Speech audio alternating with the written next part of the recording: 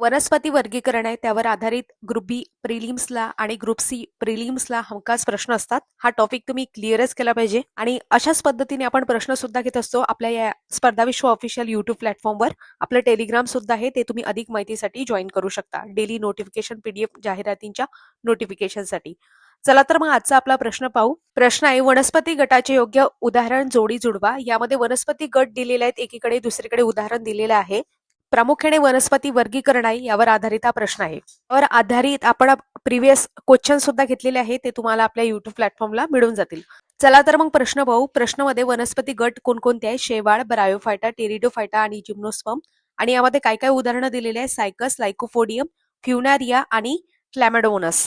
तर या प्रश्नाचं योग्य उत्तर काय? आता आपण एक एक गोष्ट समजून घेऊ. सुरुवातीला आपण शेवाळ याबद्दल माहिती घेऊ. शेवाळ तुम्ही त्याला अल्गी असं म्हणू शकता आणि त्याची जोडी लागते क्लॅमॅडोमोनस याच्याशी.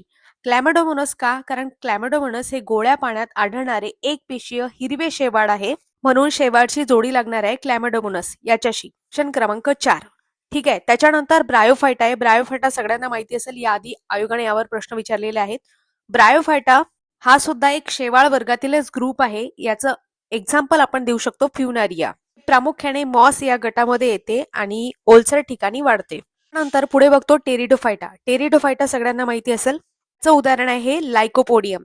Lycopodium is a vascular plant with a true root, stem and leaves. Lycopodium ही खऱ्या मुळांसह खोड व पाने असलेली टेरिडोफाइट वनस्पती आहे, म्हणून ऑप्शन क्रमांक 2 म्हणजे सी च 2 योग्य राहील. त्यानंतर जिम्नोस्पर्म. जिम्नोस्पर्मला तुम्ही त्याला अनावृत्ती बीजी असं वनस्पती असं म्हणू शकता. त्यामध्ये प्रामुख्याने सायकस याचा समावेश होतो. लक्षात ठेवा, सायकस ही अनावृत्ती बीजी वनस्पती असून तिची बीजे फळात बंद नसतात.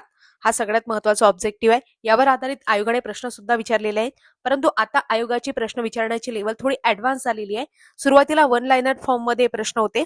तर डिटेल अनालिसिस तुम्हाला पाहिजे असेल तर कमेंट बॉक्समध्ये नक्की सांगा. अशाच प्रिव्हियस इयर क्वेश्चनची आपण पूर्ण सिरीजच घेतलेली आहे. अधिक माहितीसाठी लाईक, शेअर आणि सबस्क्राईब करायला विसरू नका. धन्यवाद.